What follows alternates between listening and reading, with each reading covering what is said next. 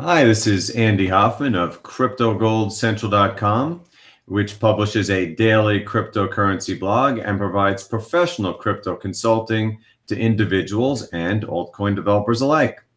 In today's one-on-one episode, I'm honored to have Simon Dixon with us, given how much knowledge he imparts and how beneficial his efforts have been to the Bitcoin community at large, to the point that unquestionably he is one of its most valuable assets.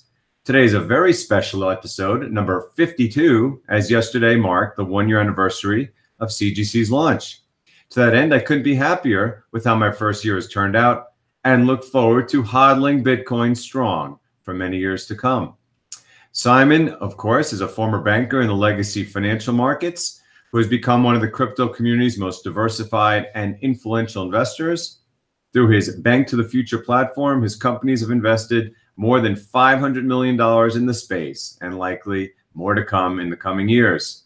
To that end, Simon, welcome to the one-year anniversary edition of 101. Awesome. Thanks for having me back. It's an honor. So it's been 52 weeks. You've done every week. Yeah, I think there was some where I did 2 and some I did 0, but I tried to look. I see the space has gotten very, very quiet as the markets have gotten weaker, and I really just try to maintain consistency. And hopefully it'll pay off in the big picture because people really need information. Absolutely, yeah. I mean, we've seen this before. We see video YouTube views drop down during bear markets and skyrocket during bull markets. But I think every time we reach a new bear market, the number of views that a video would have got in the previous bear market has increased. Yeah, absolutely. Well, look, it's clearly a bear market for altcoins. For Bitcoin, it's a consolidation. We'll get to that in a second. Okay, so in this, as I call it, limbo period of Bitcoin's existence, in which hash rate, technological advancement, decentralization, and network security have never been stronger, while simultaneously global inflation rates are rising and emerging market currencies are crashing, while the previous king of store value, gold and silver, they've fallen to inflation-adjusted all-time lows.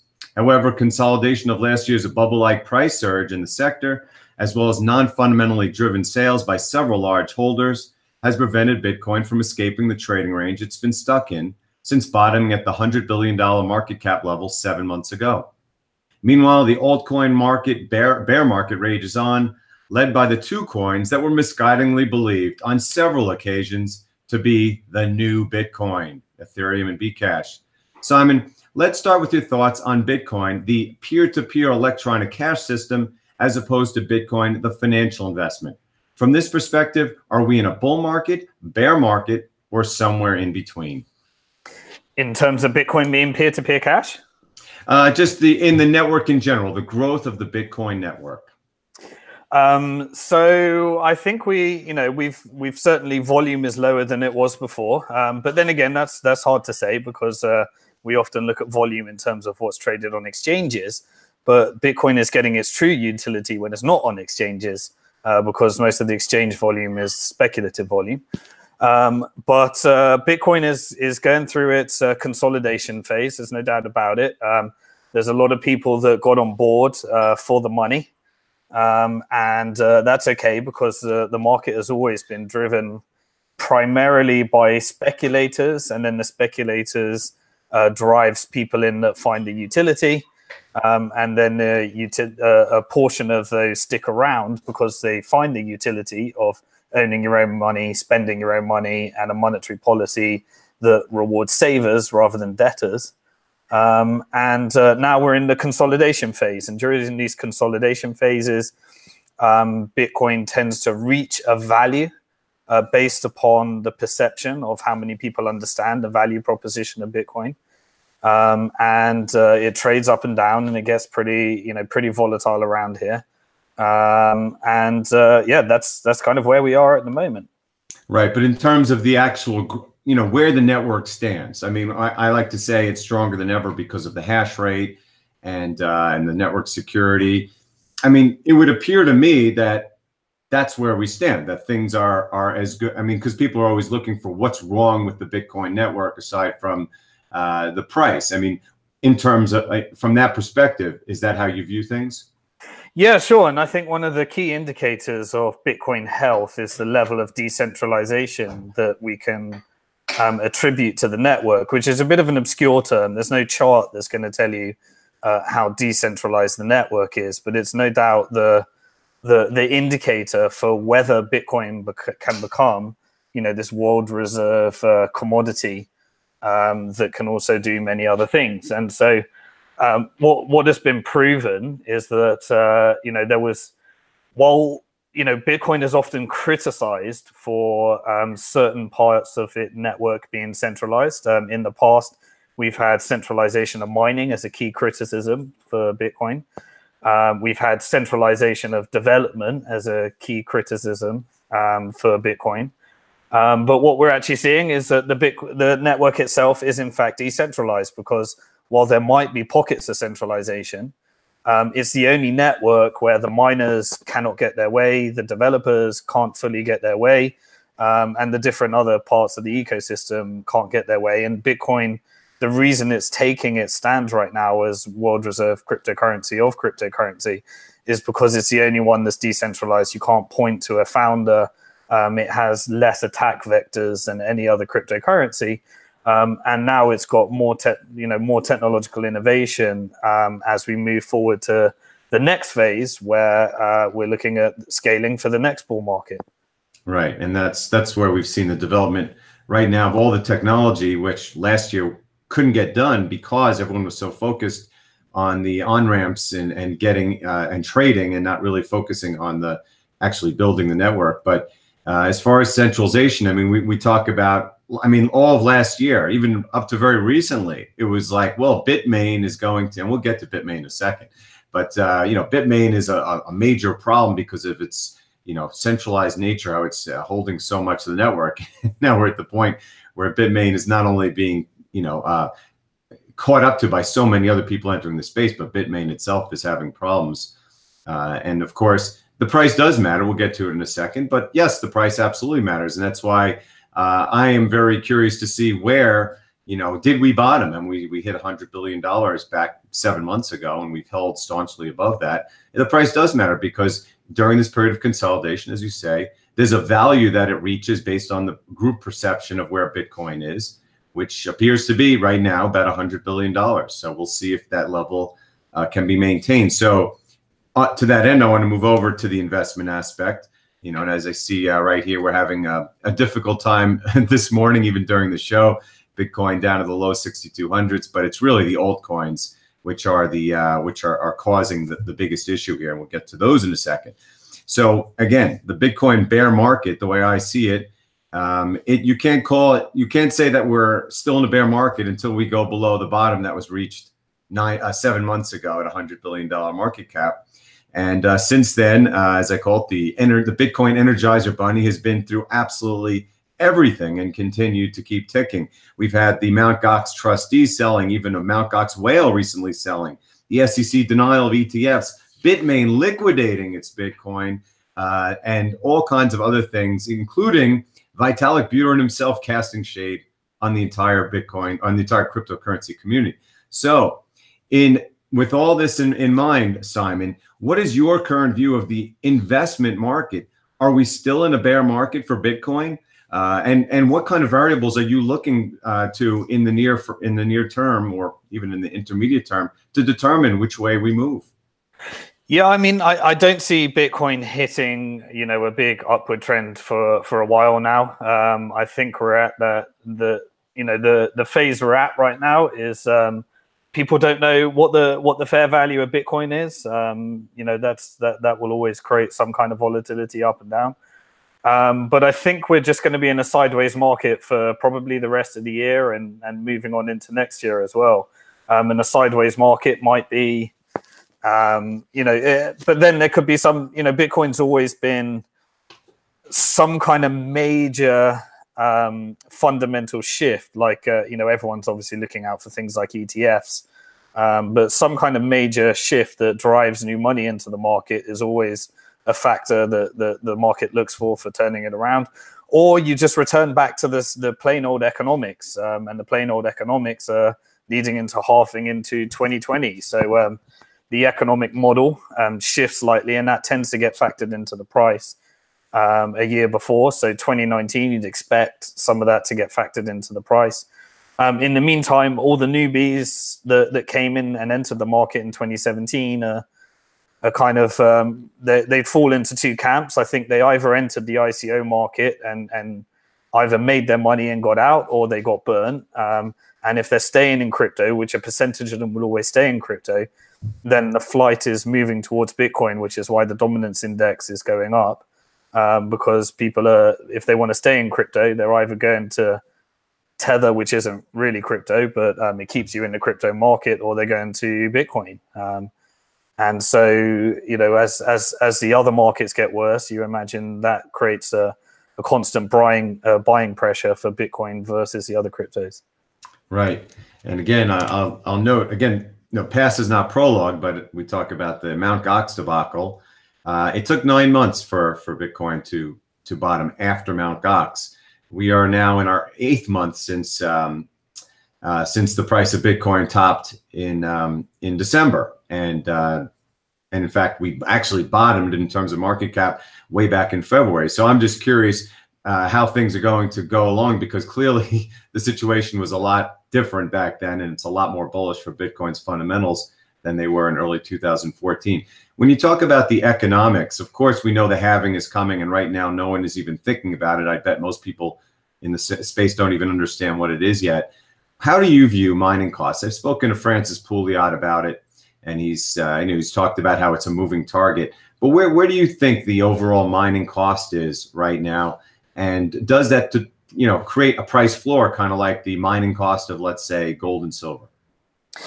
I think it does, but we've also seen in the past that Bitcoin can get fairly irrational. We've seen people mining for extended periods in bear markets at a loss, and they're willing to do that because once you've expended a significant amount on building some kind of infrastructure to mine Bitcoin, then you're kind of stuck in it at that point. And so that's why the security is so high, because so many people have made that plunge and made that investment.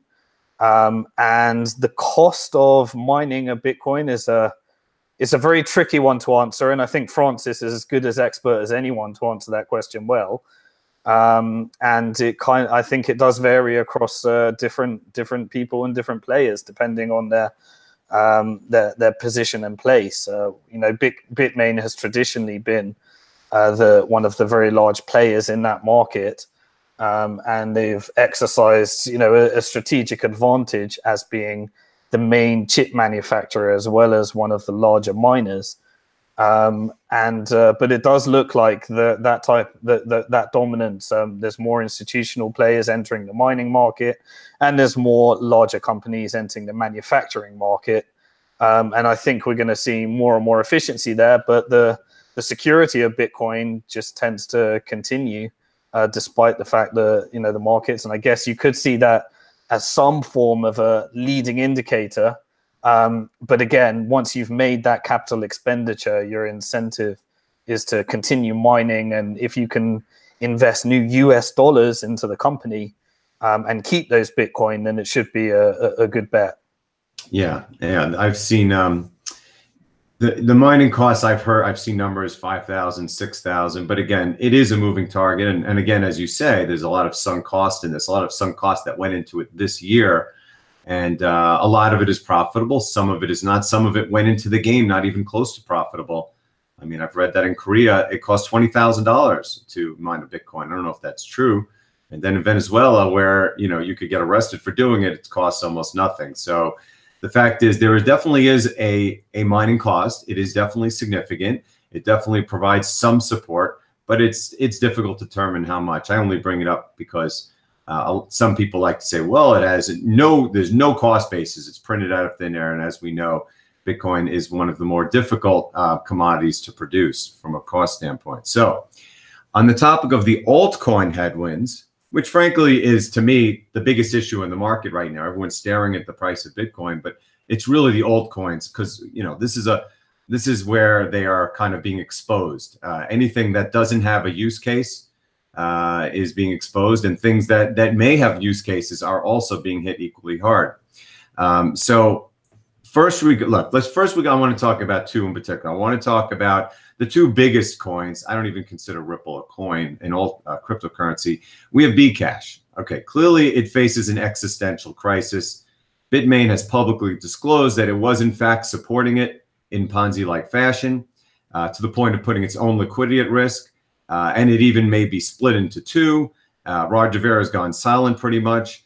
And, there is a potential at 7+% of a Bitcoin of another significant decline. It has traded as low as 3 or 4% in the past. Then we have Ethereum, which on multiple occasions was expected to flip in with Bitcoin. It had a lot of Main Street and Wall Street support, but I think a lot of that was faux support. It just was a sexy investment that most people didn't know about. And now when you have even Vitalik bringing down, I mean, he's talking about what everyone knows, that not much is going on there, casting shade on the sector. It's really hurting altcoins. It's really hurting those platform stocks, like the ones that are trying to compete. So again, Simon, in your view, what is your view on the future of Bcash and Ethereum? Have they peaked in terms of their price and the perception of their futures by investors? And in the extreme case, can they be considered Ponzi schemes, or is this just a cyclical decline and they'll be back better than ever in the future? So let's start with Bitcoin Cash. I guess the background behind that, for those of you that don't know, I'm sure your view is a very the people that are stuck around to listen now are probably very familiar with it, because I don't think we're dealing with too many newbies anymore. But the whole philosophy behind Bitcoin Cash was to create a cheaper and faster version of Bitcoin, which, by the way, is something that people have been doing ever since, well, ever since way before Litecoin, I think, where people were trying to create cheaper and faster versions. But while the cheaper and faster version does have some benefits, it also has some big disadvantages in that it tends to be created by somebody, and it tends to go towards more centralization, and that's exactly what Bitcoin Cash has become. It's a very fast, cheap, yet centralized version of Bitcoin. And what we have seen is that Bitmain has become the Satoshi Nakamoto of Bitcoin Cash. And that is because Satoshi Nakamoto was the very first to mine Bitcoin when it was very centralized and no one was willing to mine it or build it. And Satoshi Nakamoto essentially was finding developers, supporting the development team, creating the white paper, mining it, trying to find businesses that wanted to do stuff with Bitcoin. Now, it was very different back then because it didn't actually have a price. It didn't trade on an exchange. And to be frank, no one cared about it other than a group of people. And so it took years for Bitcoin to get out of that and to actually build an infrastructure and exchanges and everything that came later. And because of that advantage of doing it at a time when nobody cared, it had several years to become more decentralized. Now, doing it organically, not forced. Absolutely, yeah. Doing it organically. There was no marketer for Bitcoin. People took the role of trying to market Bitcoin and evangelize Bitcoin. But there was no, the same people that created it weren't the people that were marketing it. And they weren't, involved in other parts of the ecosystem. So Bitcoin organically grew in that way. And that is why Bitcoin is, our world's best shot at creating sound money, for that very reason. Because it is a decentralized, it has commodity-like properties. That's why Bitcoin is where it is. So throughout time and throughout history, many people have tried to, say, well, we can create a cheaper and faster version. And the cheaper and faster version tends to come because no one's actually using it. If everyone stopped using Bitcoin, then it becomes very cheap and very fast. And so that's what's tend to happen over time. But so we're talking about there's 1 million Bitcoins throughout history of Bitcoin. The media has always caught on to that Satoshi owns 1 million Bitcoin. But it stood the test of time in terms of actually that wallet has never moved. There are 1 million Bitcoins in the Satoshi wallet, but They have never been moved. They have never been claimed. Nobody knows who they actually are. Now, the difference with Bitcoin Cash is that we had IPO this year, or an alleged IPO, or is in the process, in the pre-IPO at the moment, for Bitmain. Now, Bitmain was the company that created the hard fork and funded the ABC, Bitcoin hard fork that led to Bitcoin Cash. They were also the same company that was funding any companies that wanted to build anything on top of Bitcoin Cash. Most of them receive investment from Bitmain. So there was centralized control of the development. There was centralized control of many of the businesses and ecosystem. And also Bitmain was the one that was actually mining all these coins. And what it turned out, what we're seeing now is because Bitmain is going public, they are opening up the books on their holdings and making full disclosures. And what we've seen is that Bitmain actually converted or sold a lot of their Bitcoin. I think it was approximately 50,000, and now end up in a position where they have 1 million Bitcoin Cash. And so the difference with the Satoshi Nakamoto wallet and the Bitmain wallet is that the Bitmain is about to become a public company and has a fiduciary duty to its shareholders. And that fiduciary duty towards its shareholders means that they are going to have to, at some point, offload some of that risk, rebalance, and they're in a position whereby Bitcoin Cash is much more centralized than Bitcoin ever was. I mean, so from a Wall Street standpoint, Simon, I mean, what it sounds to me like, if they even get this deal done, because everyone assumes it, I mean, yes, people want to believe. I would think that there would be money interested in their hash power. But from a financial standpoint, we know that this is an illiquid asset, and it's very possible that that money is going to come with the requirement of selling that Bcash at a huge discount and or replacing the management. I mean, that's how Wall Street works. Well, yeah, and you got to think about it. What would happen? One of the criticisms of Bitcoin, one of its, throughout history, we've had these main criticisms. It was a currency for drug dealers. Then we deal with that. It was talking about centralization of mining in China. Then that gradually gets dealt with. But one of the bigger criticisms was what happens if Satoshi Nakamoto sells their coins. Now, we know the Bitmain wallets and the Bitcoin Cash position is known. So the second that they try and sell or move some of those Bitcoin Cash, you're likely to have a big run on the market because people are going to try and get out before Bitmain gets out. And so it's created a really unhealthy ecosystem. And it seems to me, my speculation is that pretty much anybody that was selling their Bitcoin Cash over the last year was selling them, or a massive percentage of them was being sold to Bitmain because they've now got 1 million of these things. That's called a Ponzi scheme. And so, a Ponzi scheme, but Bitmain is stuck with the holding bag. Up themselves, yes. Stuck with the bag, holding up themselves, and it's a pretty unhealthy position for it to be in, but it's interesting to see that over time. And so if you were selling your Bitcoin Cash, it's more than likely you were selling them to Bitmain, and Bitmain is the Satoshi Nakamoto.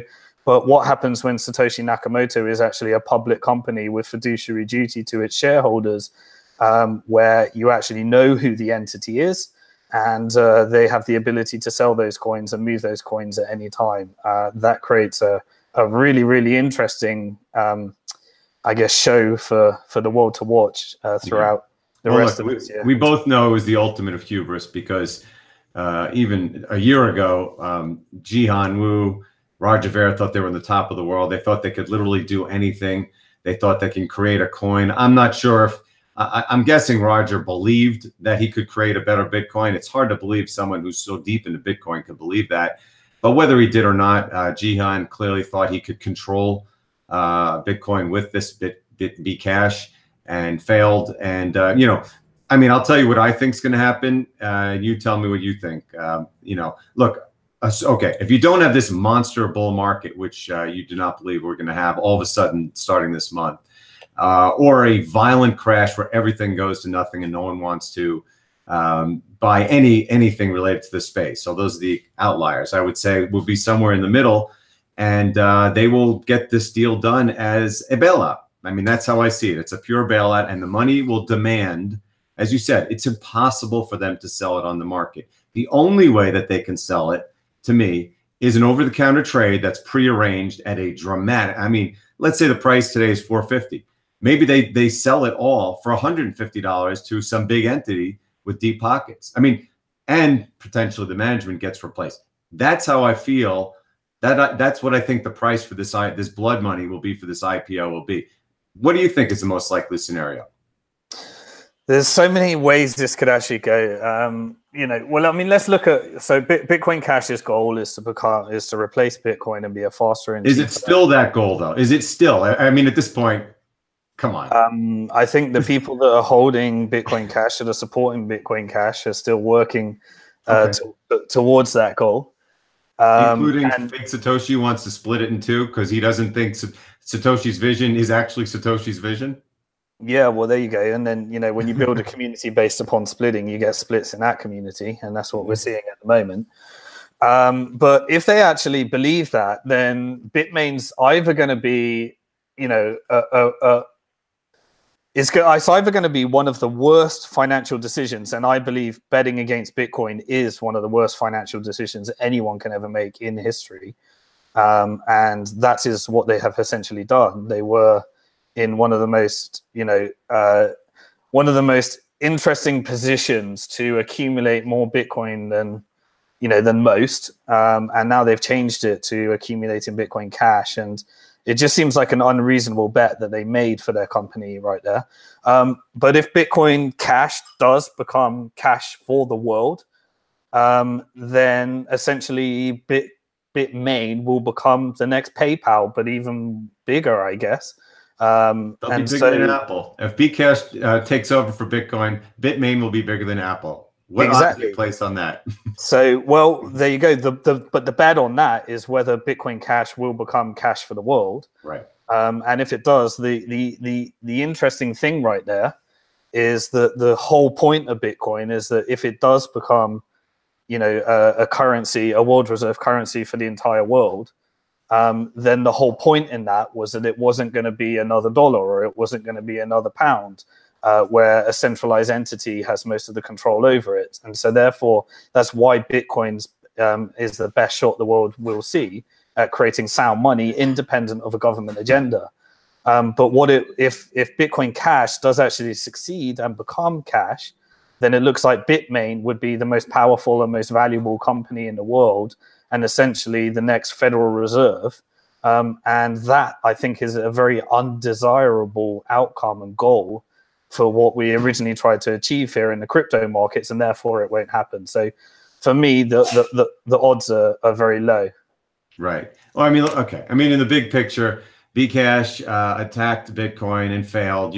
Everyone could draw their own conclusions as to what was the initial goal. I mean, we all know how the process started and where it got to now. But the fact is, it couldn't have more miserably failed to replace Bitcoin, and now it's looking for a bailout. And I think it's a tribute to Bitcoin that it took such a short period of time from when the scaling debate started to when SegWit went online to when Bcash was ignominiously defeated.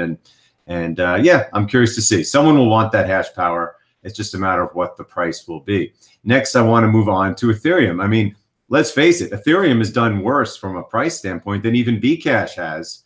It's down to 3% of a Bitcoin. It was as high as 14% at one point last year. It got to 11% during the height of the bubble in January when it was $1,500 and the market cap was $135 billion. And right now it's being exposed too, because just like Bcash is not being used, hence it's being fast and efficient. Ethereum is not being used for anything, to the point that even Vitalik admitted it, what we all can see on the blockchain. I want to know from you what your thoughts are. Is Ethereum really just another Bcash story? I mean, not in the same way, but the fact is it got created with a perception that was completely wrong, and it has nowhere to go except way down. Or is Ethereum just, you know, once all these ICOs exit their $600 million worth of it, going to, you know, have a use case that's going to last for a long time and make it valuable again?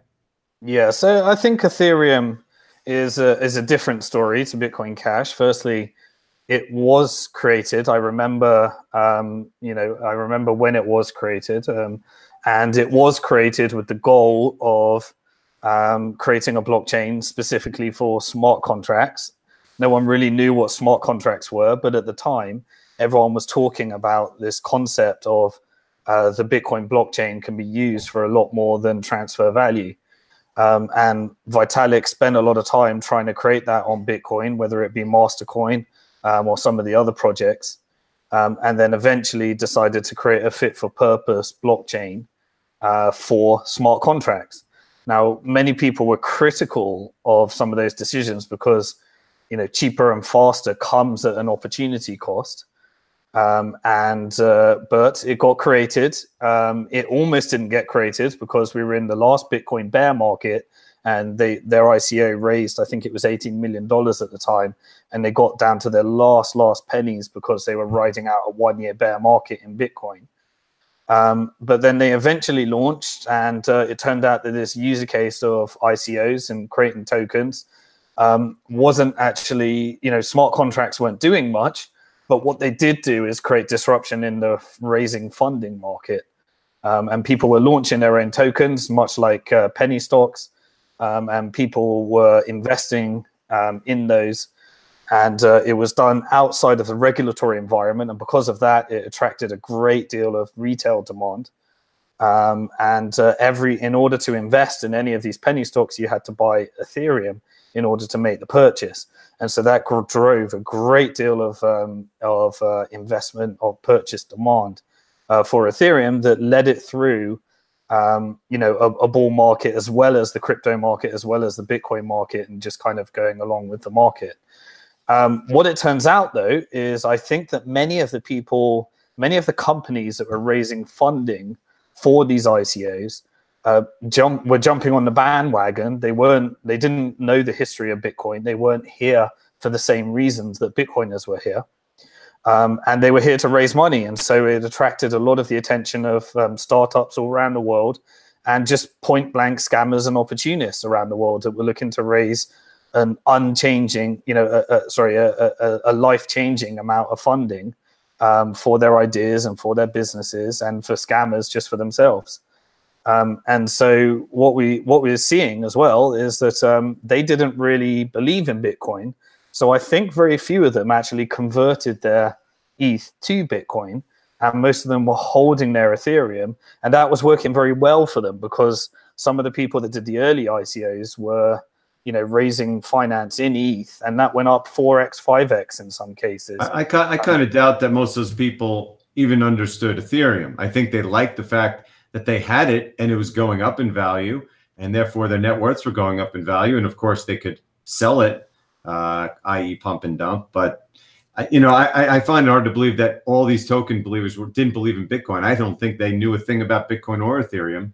They were just opportunists, as you say. I'd agree with that, definitely, because they definitely didn't even consider that the Ethereum doesn't have a cap supply and it's an inflationary token. They didn't have a clue how that relates to the cap supply of Bitcoin and the economics and the release cycle of Bitcoin. Very few people understood those economics, but the early people, that were investing, I do remember the sentiment at the time. Ethereum was funded by the Bitcoin community in Bitcoin. And many people were skeptical about the inflationary nature of it, because they were comparing it to Bitcoin as a currency. And people were really skeptical about that at the time. But anyway, the Bitcoin community funded it because there was a love of the technology at that time, and the innovation and disruption that could come for that. This was before the big bucks were being made. So no doubt about it, they didn't know what Ethereum was. They didn't know what Bitcoin was. They didn't know how that worked. But now what we're seeing is that when you're stuck on a big pile of Ethereum, all those people that raised the funding and willing to hold it, which was contracting the supply and creating the demand, are equally going to do that on the way down. And so we're going to see that people are looking to sell those. Just going to charge that my laptop. Okay. you know, what we're seeing on the way down is that the people are seeing their 30 million that they raised in their ICO become worth 20 million, become worth 10 million. And they're getting out before it becomes worth 5 million, 2 million, 1 million. And they were a normal, you know, fundraising Series A that they might have achieved. And so, yeah, we're seeing a real cyclical nature. When it goes up, people are willing to hold it. When it goes down, people really need to dump it just to maintain that. And that's why we're seeing, you know, the other thing, which is people moving to Tether now. They're looking for the stability of the dollar, but they're looking to stay in crypto. Tether and the new Gemini dollar. And again, you know, people, I use the word Ponzi. I've been around, you know, markets a long time. Ponzi's come in many different forms. Some are meant to be in the beginning, like a true pyramid scheme, but some turn into them. Bcash, Bitmain turned Bcash into a Ponzi scheme when they realized they were the only entity capable of keeping it up. And the same goes with Ethereum. It was certainly not created to be that way. Like you said, they created to have this blockchain for smart contracts, which was, well, A, it's before its time, and B, we now know that Bitcoin can do that too, except no one's doing them. But what it turned out to be was a platform where people funded themselves with Ethereum to create these tokens that no one wants. And it's at the point where it's a Ponzi where there is no Bitmain. There is no one to buy from all the ICOs that are selling their Ethereum. And as a result, we probably will go back to 1% of a Bitcoin. I don't know. You know, I guess my final question is, I mean, I think you answered on Bcash because, you know, you're saying if it becomes the cash of the, it's not, we know it's not.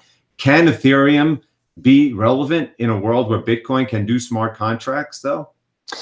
Well, I do think that Ethereum has, well, you know, it is nowhere near as decentralized as Bitcoin because of its foundations, because it wasn't created by an anonymous person, and because it was created in a time when there was mass speculation and vested interest and pre-mines and all that type of stuff, and a centralized person that you can point to for that. So that makes it a very different beast. But comparison to something like Bitcoin Cash, it is a lot more diversified. It's a lot more decentralized and distributed, and therefore it is. I think it does have some value as a public blockchain. Whether the technology is sustainable or not, it certainly looks like the economics, you know, have lots of questions and lots of scaling solutions. But then so did Bitcoin in terms of the technology and the scalability. And one by one, you know, the developers would overcome those problems one step at a time. But there is another wave that I think is due to come, which is that a lot of the traditional assets and securities are going to be tokenized. And so therefore, we've got this whole, they're talking about the third wave, which is the securities token wave. And it looks like people are either going to have learned the lesson and they're going to start looking at some of the technology, whether it be a rootstock or whether it be a liquid network on top of Bitcoin. There's going to be, you know, there's going to be competition within the you know, the public blockchains, as it were. And I guess you've got Ethereum second, Bitcoin first. And there's going to be competition there. The tokenization is definitely going to become a big thing, in my opinion. And the reason that people are, you know, there's a new stable coin being invented every single week is because when you start using these public blockchains to disrupt capital markets, then at the same time with these fiduciary duties, the next round of regulated ICOs are going to be sold as securities, are also going to be integrated with stable coins in order to maintain some of those values and fiduciary duties. So I do think there is still an upside for this, you know, whenever the bottom comes in, there's still an upside for people using Ethereum. But this time it's going to be competing with some of the technology that's being built on top of Bitcoin, and then the plethora of other you know, things that have come along to compete with Bitcoin, whether it be something even more centralized like EOS that has a big community and people that believe and want to see that work. You know, and so yeah, I think there's still more to be seen. I just don't know where the bottom is going to come in and what the natural price of these things are. Right. Again, we get used to big numbers. So we think, well, today's valuation for Ethereum of 19 billion is small compared to 135 billion where it was, but 19 billion is a very, very big number.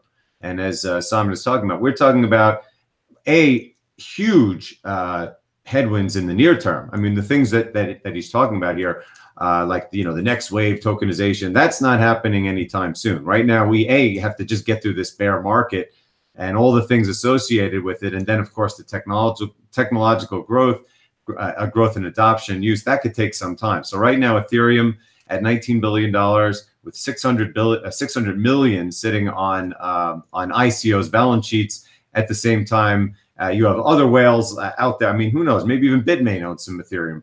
There are some big liquidating right now. So it's very, very speculative, Ethereum right now, as to what may happen, as opposed to Bitcoin, which there's really no speculation at all. It is what it is. It has a huge community with a high mining cost and rising network strength. So now that we've discussed the big boys of the altcoin sector, though I hate to attribute anything positive to Bcash, the bigger question, in my view, is whether altcoins in general have a bright future. Now, in my view, the situation is no different than the dot-com mania, when the first wave of internet stocks were largely pumping up schemes that ultimately failed, ahead of the second wave several years later that focused more on realistic use cases and ultimately yielded several major winners. Actually, more than several, many. Simon, do you believe the altcoin sector as a whole plays a useful role in the crypto universe, thus justifying its current valuation, which is still far higher than a year ago? And if not, will it one day play a crucial role? Yeah, well, what we've seen is a token or an altcoin never actually dies unless it gets delisted from an exchange. And I guess you could classify death as being delisted from all exchanges. But while there is, while it is listed on an exchange, and while there is these little altcoins and little that have very small liquidity, there will always be someone that wants to capitalize on that as a way of trying to make more Bitcoin. And so I think these markets, as long as there are exchanges and as long as these altcoins are listed on exchanges, I think there will always be a market for speculating as a route to try and make or lose more Bitcoin. And so that's one of the interesting things of this new phenomenon, I guess. But I think the trend will continue as well, that whenever we're in a bear market, people will flee to Bitcoin, and all the altcoins will dump harder. But I think it would be interesting to see what happens in the next bull market. My guess is that you'll see a similar effect where Bitcoin will be this slow and steady store of value, safe asset. And in times of bull markets, people look to create more speculative and jump on the speculative bandwagons that come. And they'll probably pump with a much higher degree of risk than Bitcoin will during the next bull market, sorry.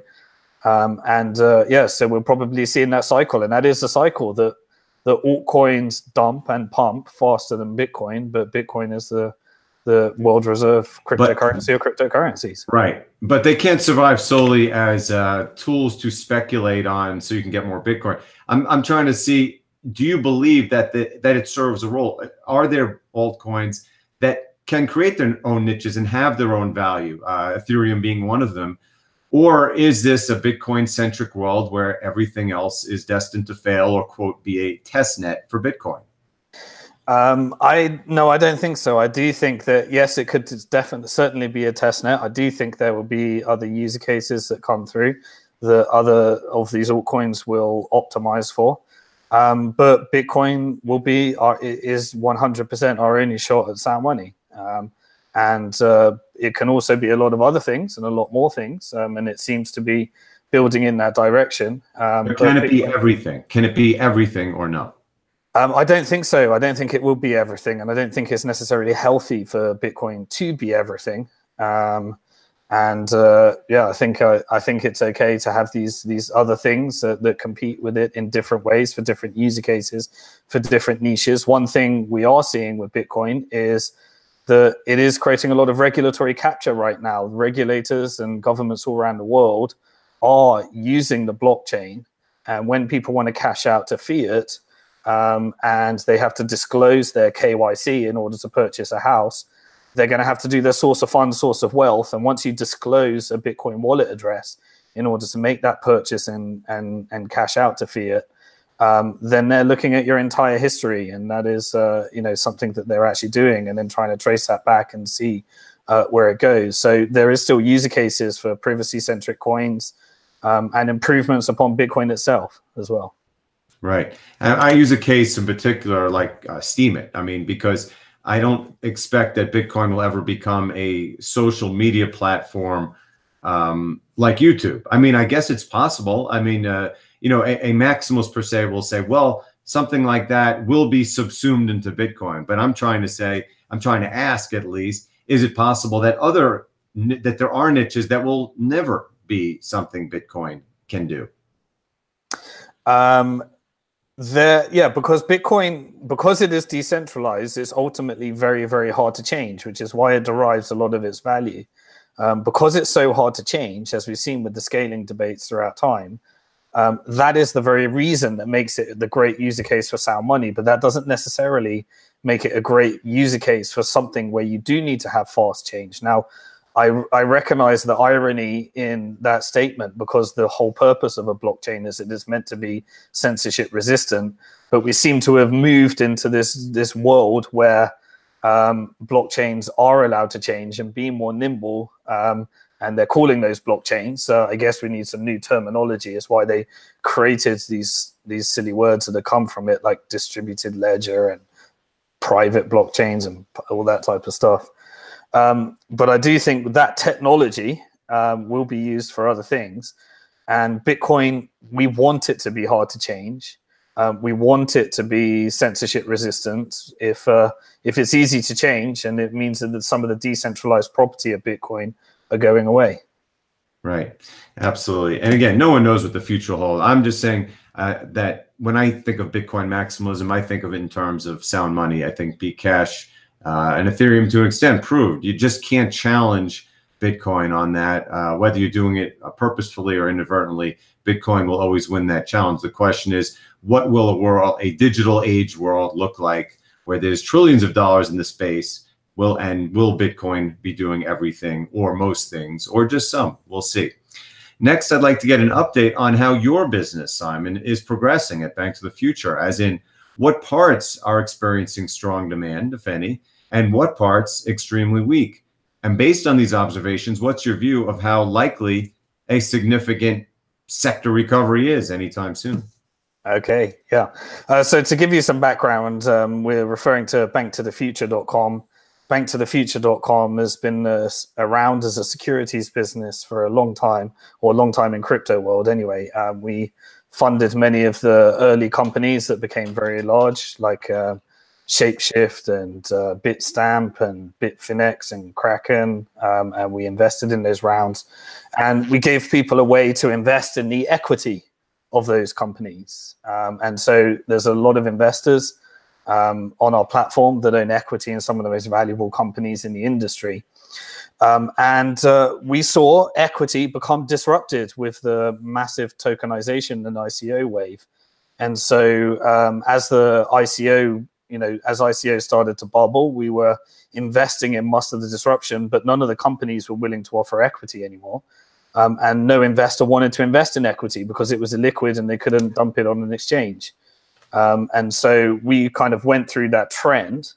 And now what we're seeing throughout 2018 is that all of a sudden we went from 30 ICOs applying for applications on our website every day to getting similar to where we were before, where 3 to 5 companies are applying a day, but this time they're offering equity again.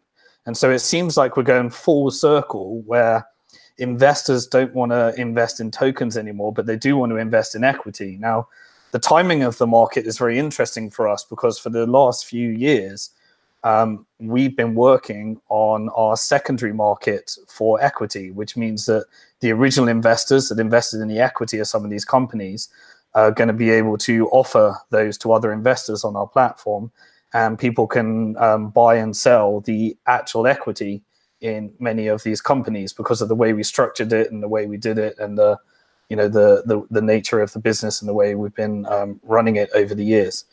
And so now in October, we're getting ready to launch our secondary market, and we're seeing almost a second wave of people wanting to invest in equity of Bitcoin, blockchain, and crypto companies that have stood the test of time, that have created something, that are generating revenue, that are paying dividends, that are generating profits. And so it's a pretty exciting thing we're seeing. We're also seeing, because we allow people to invest in either Bitcoin or Ethereum or an altcoin, which is then converted into Bitcoin, or they can invest in plain old dollars.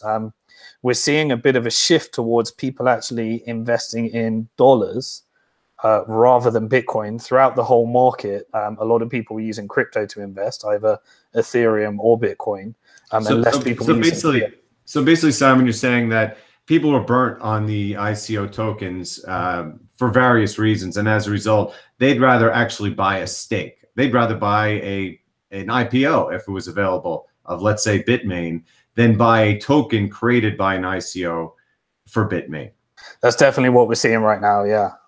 And that demand is, as you're saying, it's in dollars, not Bitcoin, because Bitcoin is down. They were happy to invest in it with Bitcoin at 20,000 or whatever, but not at 6,000. Yeah, so people are trying to hold their Bitcoin. There's a lot of Bitcoin.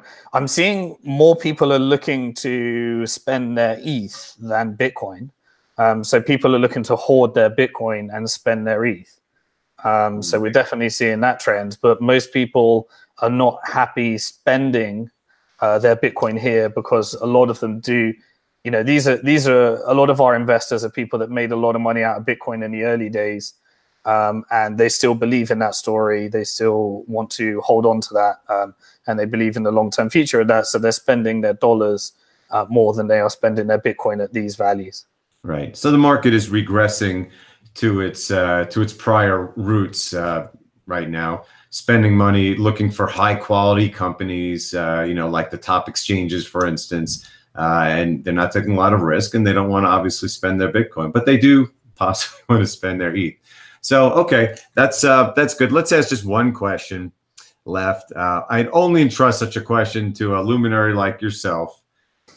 Basically, look, you're looking at the whole world out there, the whole crypto community. There's no way you can know all these big shifts in capital. I mean, like an ETF, like you say, or some other thing from, either good or bad that comes out of nowhere. What do you think is going to happen in this space in the next, let's call it, we're a year from now. Okay, we're approaching the end of 2019. We've passed the Litecoin halving, the Bitcoin halving is coming. All of this that we see today, a lot of it is in the rear view mirror. Maybe not all, maybe all. I mean, what do you expect the crypto world to evolve in the next 18 months? Yeah, my honest opinion is we're going to see a lot more regulations.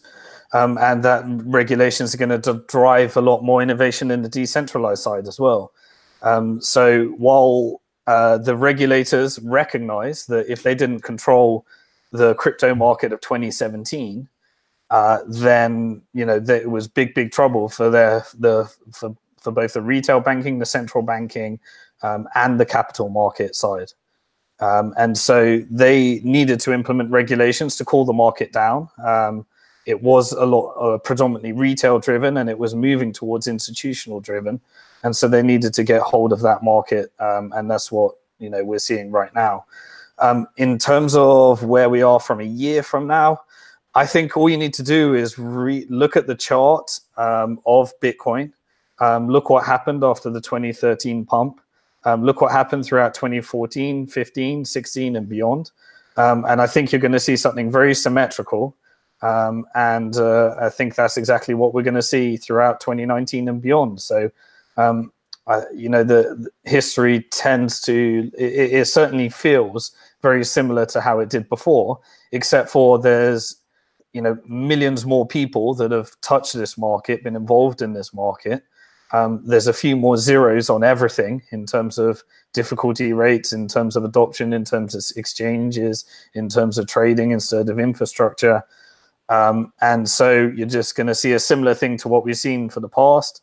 And hopefully you're not going to be one of those people that are going to sell your Bitcoin at these, at these low values or whatever comes next.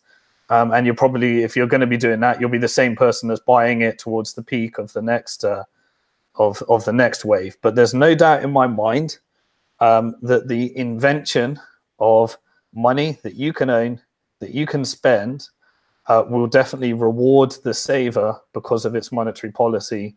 And Bitcoin's the only game in town for that. And that sound money game theoretical situation of central banks owning it, I think, is going to play out as well. But then at the same time, I think we're going to see some disruption in capital markets. I think whether it be the big banks and the coming along and some of the technology they've been building on blockchain coming to fruition, or the decentralized movement taking over a lot of the ICOs, but actually being done in a decentralized way, or in the centralized way, there'll certainly be securities token and assets are going to touch this blockchain industry. And I think we're going to see a lot of that throughout 2019. Yeah. I mean, you're talking about a lot of very big picture topics to me, and, to a lot of people obviously watching, to everyone watching and everyone who's going to watch. The big question, though, is because, again, with altcoins, there's really no way of knowing. A lot of them are .coms. A lot of them will go to their theoretical zero. And even the big ones, as we talked about, have some major, major headwinds that could cause dramatic declines. Of course, dramatic declines in, say, Bcash or Ethereum or altcoins really has little to do with what Bitcoin ultimately does, because Bitcoin is the only true cryptocurrency, and it's the one where the world is building upon. Everything else is peripheral. So my big question is, everyone, we had a low after Mt. Gox, $200. I guess the market cap was extremely low because really not many people knew about it back then. But the big question is, can we hold the lows from February? Can we hold a $100 billion market cap in a world where institutions have entered the game to the point where we have futures, where we're talking about ETFs, where Samsungs are becoming mining chip manufacturers, where Bitmain is going public, all these things? The big question, Simon, is, is Bitcoin, and, will Bitcoin prove itself to be a true asset class by proving that this $100 billion is the bottom or whereabouts? It may not be the bottom. It may be. It's very hard to say. It certainly feels right now like there are still some weak hands that need to be shaken out. The institutions are certainly ready to buy when they think that this is the bottom. No one knows where the bottom is yet. But to me, that's just all short-term speculation.